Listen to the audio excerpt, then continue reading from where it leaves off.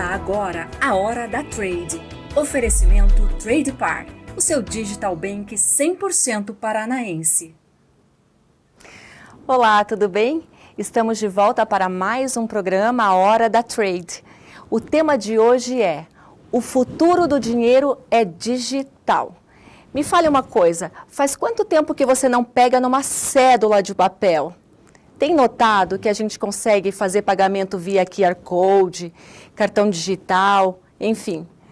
Para falar um pouco mais sobre isso, hoje eu converso com Orlando Teles, que ele é da Mercúrio Cripto de São Paulo e ele é um especialista em criptomoedas. Tudo bem, Orlando? Olá a todo mundo que está nos assistindo, acompanhando, tudo bem? Como é que vai aí, Kelly? Tudo certo? Tudo bem. Orlando, não tem como eu deixar de começar o nosso papo perguntando como é que você começou tão jovem nesse mercado. Pô, legal. Isso é uma das vantagens do mercado disruptivo, no caso do mercado digital, no meu caso de criptomoedas. Que como é um mercado que é muito recente, então eu convido aí os espectadores, quem está nos assistindo, pense aí a primeira vez que você viu um banco digital como o Nubank, que hoje a gente é muito acostumado, mas até mesmo a primeira vez que você acessou o Facebook e o Instagram. Isso não vai fazer 10 anos. Então, esse mercado, essa ideia de digitalização do dinheiro, de meios de pagamentos digitais e até mesmo das criptomoedas, ele não foi criado há mais de 20 anos. No caso das criptomoedas, há mais de 10. E profissionalmente as pessoas estudam, analisam e desenvolvem coisas nesse mercado não faz mais de 5 anos, 6 anos. Então, qual que é a oportunidade que isso gera? Para que muitas pessoas que tenham vontade de estudar, se desenvolver, compreender esse mercado, consigam acompanhar e aproveitar esse mercado.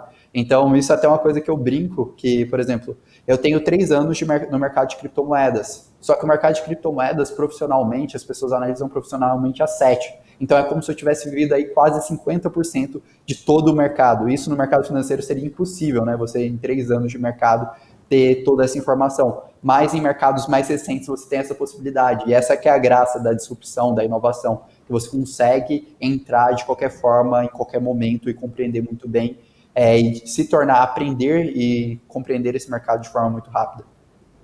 Agora, dá para a gente desmistificar isso, essa ideia de que o dinheiro digital ele só foi criado para o público jovem?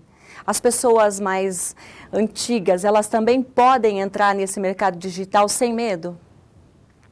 Podem, assim, isso que a gente fala, nossa, o dinheiro ele está se tornando digital. Na verdade, hoje, 90% do dinheiro do mundo é digital. Então, de acordo com dados da Visual Capitalista.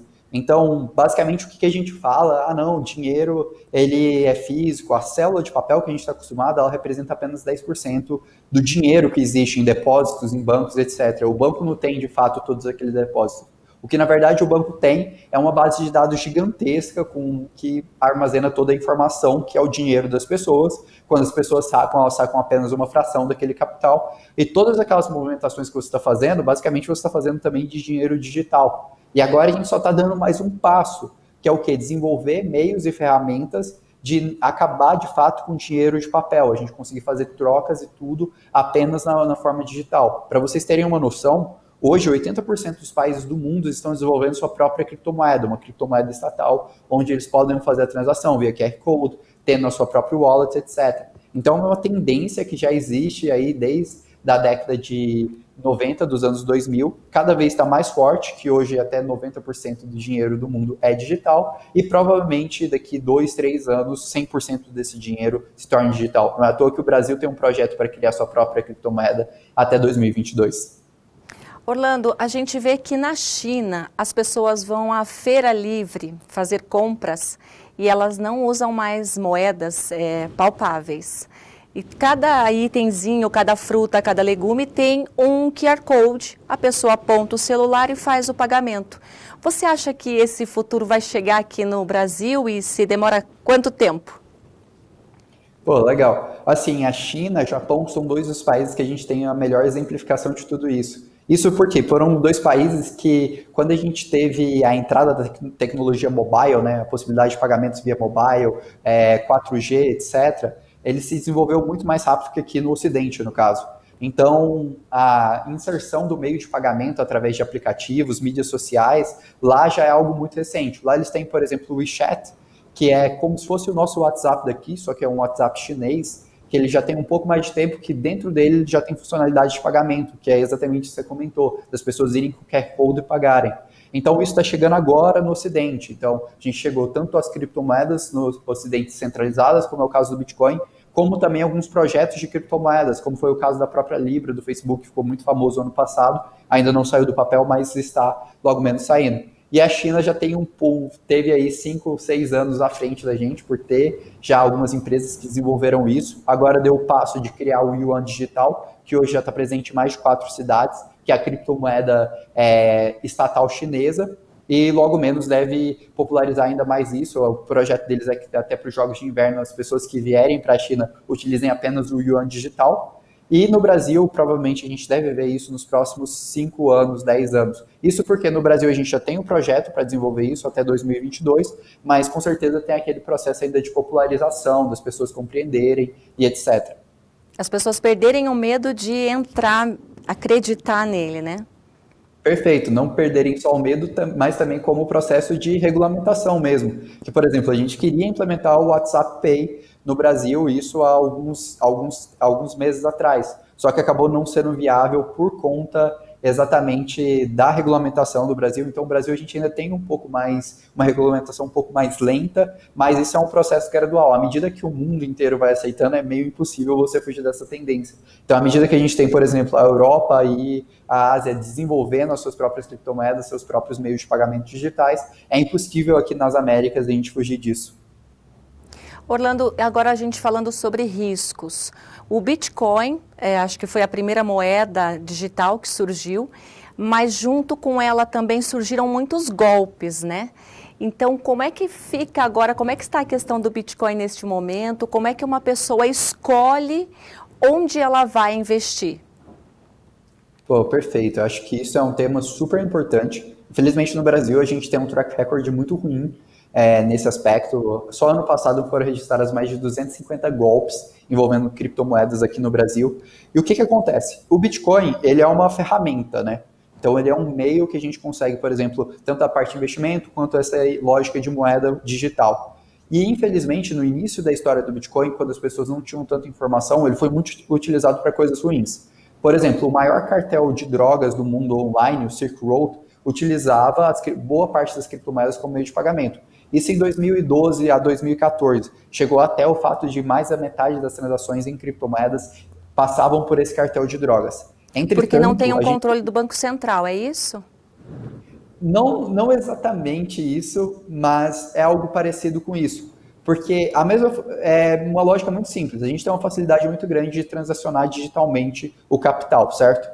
Então, para você, a mesma facilidade que eu tenho, por exemplo, para as pessoas começarem a aceitar, receber criptomoedas, etc., e se torna interessante para elas, a mesma facilidade, por exemplo, que algum criminoso poderia ter. Só que, no caso das criptomoedas, por que essa desvantagem vai sumindo ao longo do tempo? Porque à medida que a gente compreende as criptomoedas, como elas funcionam, por exemplo, toda transação que é feita no Bitcoin, ela é registrada e ela é pública. Então, se você sabe que é um endereço, aquele local que está sendo registrado é um endereço ruim, a origem é ilícita, você consegue acabar com aquilo. Só que hoje a gente ainda não tem tantas ferramentas regulatórias. E assim, é o mesmo válido para o dinheiro fiduciário. Tanto é que boa parte do desejo do governo de mudar o dinheiro para completamente digital é porque digitalmente, quando a gente fala de transações digitais, é muito mais difícil você falsificar e lavar dinheiro do que o dinheiro físico. E assim, eu faço uma indagação muito simples para vocês. Quem aí tem uma nota de 10, 15 reais, 10, 20 reais no bolso, eu queria que você pegasse sua nota e pensasse assim, você sabe qual foram as últimas 3 pessoas que encostaram nesse dinheiro até ele chegar em você? Bem possivelmente a resposta é não. Isso por quê? Porque o dinheiro físico, ele não registra as transações. Agora, no caso do dinheiro fiduciário, no dinheiro digital, a gente tem esse registro, seja nas criptomoedas descentralizadas, através da blockchain, que funciona como um livro-razão, seja através das criptomoedas centralizadas por um governo, que ele também tem essa base de dados. Então, até é uma maneira muito melhor. Transacionar dinheiro hoje digitalmente é uma maneira muito melhor de combater lavagem de dinheiro e combater diversos crimes nesse aspecto. Agora me explica uma coisa como uma pessoa leiga. Ó, eu estou assistindo esse programa, eu estou gostando do que você está falando. Legal, vou começar a investir em Bitcoin. Por onde eu começo? Pô, perfeito. A primeira coisa, assim, como qualquer investimento que você possa pensar em investir, é investir em educação, é aprender sobre aquele mercado. Então, assim, sinceramente, a primeira coisa que eu faria era abrir aí o Google ou o YouTube, pesquisar sobre aquele mercado e compreender como aquele mercado funciona. A partir do momento que você compreende como aquele mercado funciona, você tem mais segurança, você vai ter alguns caminhos de investir. O primeiro caminho é, evidentemente, comprando apenas o ativo, e nisso você tem algumas corretoras brasileiras que são reguladas e seguras que você pode fazer isso, como é o caso da Bitcoin Trade, como é o caso da Foxbit, da Mercado Bitcoin. Ou você também tem uma segunda opção, que é investindo em empresas que fazem a gestão dos seus ativos. E nessas empresas, infelizmente, é onde a maior parte das pessoas cai em golpes. Por isso, eu não recomendo que você invista em uma empresa que você não conhece. O que você deve fazer? Entre no site da CVM e pesquise os fundos que são regulados que investem em criptomoedas. Hoje a gente tem dois principais, que a maior parte das pessoas conseguem ter um acesso muito simples, que é a Hashdex e a Vitrio. E a partir desses dois fundos que são regulados na CVM, você não vai estar em risco.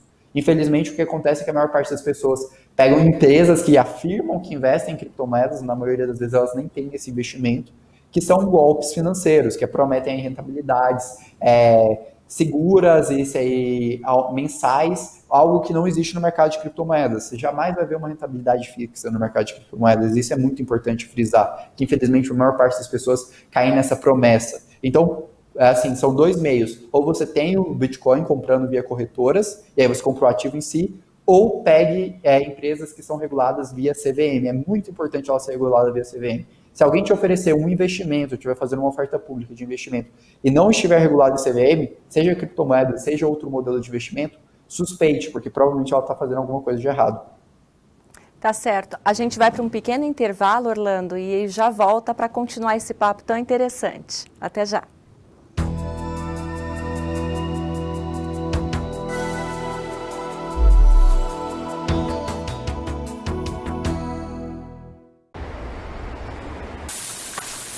Mais dois, meu chapa! Opa, é pra já. Mais um sem queijo aí, meu chapa. Ah, beleza. E aí, tá pronto? Tá pronto. Valeu, meu chapa. Valeu.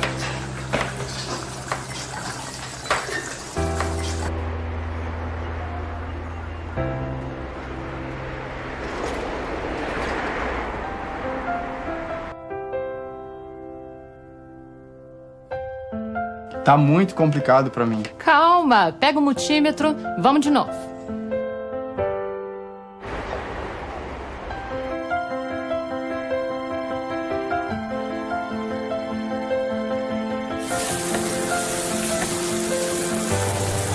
Pessoal, olha quem tá aqui. E aí, time? Parabéns, meu engenheiro. Obrigado. Graduação e pós-graduação à distância Uninter, ao seu lado para transformar a sua história. Para pensar. O seu futuro tem preço?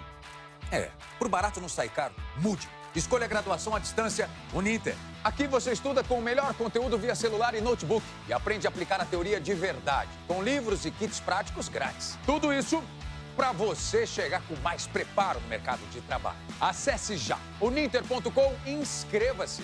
Graduação à distância Uninter. Tá na hora de mudar. Vence a mudança. Uninter.com.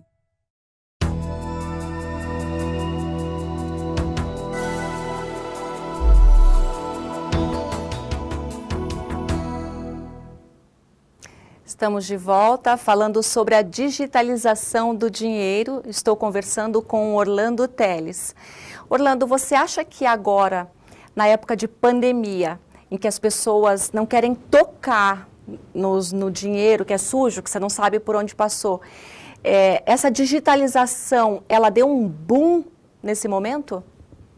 Com toda certeza. Assim, as pessoas só não querem tocar como alguns países restringiram a circulação de células físicas por conta exatamente da contaminação do coronavírus, porque evidentemente era um veículo de transmissão, de fato, o dinheiro físico. E o que aconteceu? As pessoas foram forçadas a passar mais tempo em casa, ficar apenas em casa, né? Então, ter que utilizar serviços via digitais, você acabou comprando cursos, fazendo compras de mercado, qualquer outra coisa desse sentido, digitalmente, não saindo de casa. E todos esses pontos mostraram cada vez mais essa necessidade latente da digitalização do dinheiro, que as pessoas elas precisam de fato do dinheiro digital para ter uma facilidade para transacionar. Não é à toa que provavelmente você faz muito tempo que você não encosta numa sala de papel. Isso por quê? Porque provavelmente você substituiu essa sala de papel ou pelo seu cartão de crédito ou por um cartão de crédito digital que está no seu celular ou até mesmo por uma wallet digital. Então, esse processo, o Covid, por mais que foi um processo bem negativo assim, para a humanidade, nesse aspecto de digitalização, ele acelerou muito da nossa discussão de digitalização, seja no ensino e seja também, nesse caso, no dinheiro. De repente, as pessoas foram obrigadas a se familiarizar com esse modo de pagamento digitalizado, né? Exatamente, acabou que foi o que a pandemia forçou, né? Foi um processo, foi um outlier, né? Algo que ninguém nunca esperava acontecer, que é o que a gente vive hoje.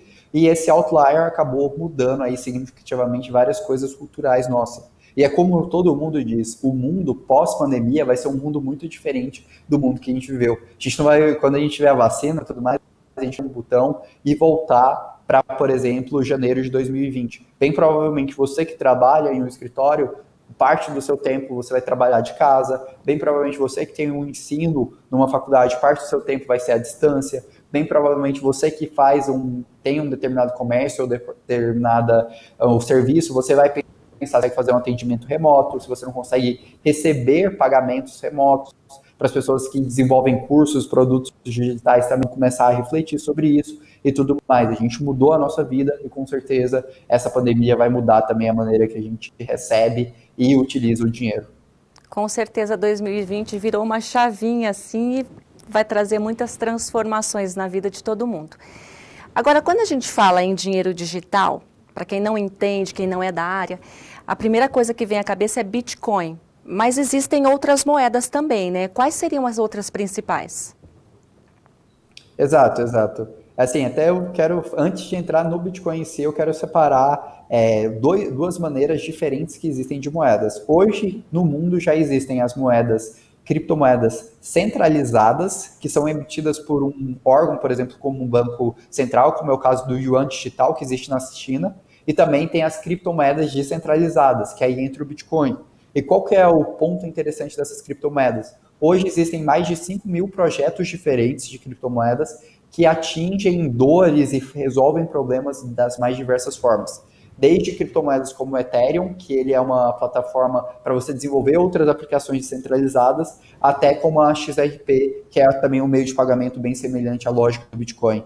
Então você tem vários e vários tipos. Hoje existem pelo menos 5 tipos de criptomoedas diferentes e mais de 5 mil projetos diferentes, totalizando aí um mercado de quase 400 bilhões de dólares. E agora o Banco Central ele tem lançado o Pix. A gente pode dizer que o Pix é uma moeda digital? O Pix é um primeiro passo para a digitalização do dinheiro. O Pix é mais uma ferramenta do que em si o ato de digitalizar. Mas bem provavelmente a gente vai ter o real digital. Isso já foi confirmado pelo Banco Central e o projeto é que até 2022 a gente tenha. Então não só a gente vai ter essa ferramenta que é o Pix agora, que a gente consegue fazer essas transações instantâneas, acabou o problema, por exemplo, de você fazer uma TED porque você perdeu o horário bancário, como também, bem possivelmente, daqui 2, 3 anos, você vai ter armazenado as suas moedas e vai estar fazendo pagamento só via QR Code. Um outro termo que a gente ouve muito no mercado digital é blockchain. Você pode explicar para a gente o que seria? Pô, gostei do desafio. Explicar o que é a blockchain em pouco tempo é algo, no mínimo, um desafio. Mas, basicamente, a blockchain, eu gostaria que vocês pensassem numa lógica de um livro razão. Então, imagine que você tem um livro onde você anota as transações do que está acontecendo no mundo. Então, no caso do Bitcoin. Então, toda vez que você quer fazer uma transação, você anota nesse livro. Esse livro, evidentemente, a página, uma hora, ele vai ficar cheio e você vai ter que mudar de página. Só que qual que é o ponto da blockchain? Que ela tem que ser segura, ela tem que ser criptografada e proteger aquelas transações. Então, toda vez que você quer validar alguma transação e adicionar uma nova transação, você tem que validar ao longo de todo o mundo. Então, todos os usuários, 50% mais um dos usuários que tem esse registro, eles têm que anotar esse registro também. E aí você tem toda uma série de códigos matemáticos que garantem, fazem que 50% dos usuários anotem esses registros e impedem que essas informações sejam falsificadas. E aí, com isso, você cria o que a gente chama nas criptomoedas de uma de bloco, que basicamente cada página desse livro-razão que eu disse é um bloco que ele tem um fator, um ponto matemático que é ligado em outro bloco. E isso vai criando essa central de registro que a gente põe criptomoedas, que não é aplicado só nisso, mas em várias outras soluções ao redor do mundo. Ah, então eu sei agora, acho que definir blockchain de uma forma bem curtinha. Ele seria o guardião das transações financeiras digitais, a gente poderia dizer isso? Perfeito, ele é o guardião das transações financeiras que acontecem nas moedas descentralizadas. Ok. Atualmente existem mais de 17 milhões de bitcoins em circulação. E já é a moeda com maior capitalização de mercado, atingindo quase 62 bilhões de dólares. Aonde isso vai parar? É uma ótima pergunta. Assim, apesar de tudo isso, hoje em criptomoedas a gente não deve transacionar nenhum por cento do dinheiro do mundo. Então a gente está num momento bem pequeno. Assim, você falou do tamanho, né, de market cap do Bitcoin, mas o tamanho de market cap hoje do Bitcoin, ele é 1 sobre 60 do tamanho de market cap, por exemplo, do ouro. Quando você vai para ações, é 1 sobre 120. Então, a gente ainda está com um mercado muito, muito pequeno, muito restrito, e que agora as pessoas estão começando a compreender. Para você ter uma noção, foi feita uma pesquisa nos Estados Unidos, que em 2017, no auge das criptomoedas que a gente viu, então, apenas 2% da população norte-americana tinha tido contato com o Bitcoin. Hoje, já foram 6% da população. Só que a gente ainda tem um caminho muito grande. Então, para as pessoas que acham que a gente já chegou no limite, no auge das criptomoedas, na verdade, a gente está muito longe disso, até porque o mercado ainda é muito pequeno. E agora que grandes players como o PayPal, como a Microsoft, como a Fidelity e vários outros estão entrando nesse mercado agora para compreender como ele vai funcionar e criando aí novas ferramentas de investimento através disso. Você que trabalha como research, né, de uma empresa grande em São Paulo, nessa área de criptomoedas, qual seria o principal conselho que você daria para quem quer entrar nessa área de moeda digital? O principal conselho que eu daria é, primeiro, estude e compreenda como esse ecossistema funciona. Existe muito conteúdo hoje no Brasil de qualidade, gratuito, em português, que você pode acessar e compreender exatamente como funciona. A Mercúrios mesmo, a gente produz muito conteúdo, quem quiser acessar depois nossas mídias sociais para conhecer nosso trabalho, explicando exatamente como funciona esse mercado. Então, o primeiro conselho que eu daria é, independente de qualquer valor que você pretende investir, separe um pequeno valor e invista em educação, informação e conhecimento sobre esse mercado, que isso te dará muito mais segurança e você reduzirá aí muito a probabilidade de você cair em qualquer golpe e também aumentará muito, no caso do seu investimento, a sua segurança e provavelmente o seu potencial retorno. Então, o primeiro ponto que eu digo é sempre esse, estude e aprenda como ele funciona. Isso vai ser fundamental para o seu...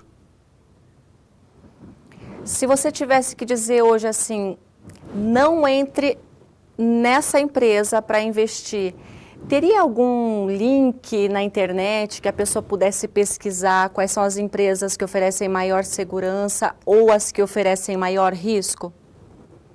Sim, assim, teve agora recentemente uma ação do CVM que eu achei incrível, que o que eles fizeram? Eles criaram um site falso anunciando um golpe. Então, eles criaram um site com todas as características de uma pirâmide financeira no site da CVM e viram se as pessoas que entravam naquele site decidiam investir ou não. E 21% dessas pessoas investiram nesse site. E aí, por isso, eles criaram um portal chamado Se Liga, que é um portal da CVM junto com a Anbima, que são os órgãos reguladores do mercado de capitais, onde eles dão as principais dicas de como identificar um golpe financeiro para você não cair, não sofrer com isso. Além também que a CVM tem uma lista, digamos assim, blacklist das empresas de criptomoedas e empresas de investimento de modo geral, que é muito importante frisar isso. Não existe golpe financeiro, esquema financeiro só de criptomoedas, mas de vários outros tipos de investimentos financeiros também. Você pode ver muito isso também no mercado de Forex, que você pode ter essas informações e a partir disso saber as empresas que são falsas. Além disso, no site da CVM, você tem essa parte educacional que você pode pegar a sua empresa e analisar. E como eu disse na dica, é mais fácil até hoje, como o mercado é muito restrito de criptomoedas, você identificar as empresas que não são golpes financeiros. Então, por exemplo, Existem pouquíssimas empresas, cerca de 3 ou 4 empresas no Brasil hoje, que podem oferecer serviços de forma pública de investimento em criptomoedas. Acesse uma dessas empresas, talvez seja a melhor saída que você possa ter para investir com confiança e segurança. Orlando, dá para começar a investir com quanto? Para quem nunca investiu. Essa é uma pergunta muito legal. Hoje o Bitcoin, um Bitcoin está valendo aí cerca de 70 mil reais. É um valor bem considerável aí para a maior parte das pessoas. Mas qual que é a graça disso? Que o Bitcoin você consegue comprar frações dele. Então hoje nas principais corretoras do Brasil, mercado Bitcoin, Bitcoin Trade, você consegue começar a investir aí com 50 reais. Agora está tendo a criação de caixas eletrônicos de criptomoedas. Os primeiros vão chegar aqui em São Paulo, logo menos. E aí, nesse caso, você consegue investir até com 10 reais, você conseguiria já comprar a sua primeira fração de Bitcoin. E agora, nos fundos de investimento, aí vai depender um pouco da sua corretora, de como funciona. Aí vão ser valores talvez um pouco maiores. E como é que funciona? Você compra lá 10 reais, como é que você faz isso multiplicar? Então, essa é uma lógica, basicamente, você tem que analisar e confiar no potencial de valorização do ativo. Então, é uma lógica muito simples. Por que, por exemplo, as pessoas compram ouro em momento de crise? Porque eles acreditam que o ouro vai preservar o seu valor e provavelmente se valorizar em um momento de crise, como está acontecendo agora. Então, para o Bitcoin é a mesma lógica. Só que qual que é o ponto diferente disso para as principais criptomoedas? Que por elas serem escassas, na economia a gente chama isso de oferta inelástica, ou seja, a oferta não é alterada. O que afeta o preço daquele ativo é apenas a demanda. Então, se você acredita que tem um potencial de adoção e digitalização do dinheiro, através principalmente das criptomoedas descentralizadas, você acredita no aumento da demanda. E, consequentemente, quando você tem uma maior demanda, maior é o valor daquele ativo. Então, você acaba investindo no potencial de adoção e, consequentemente, de valorização daquele ativo.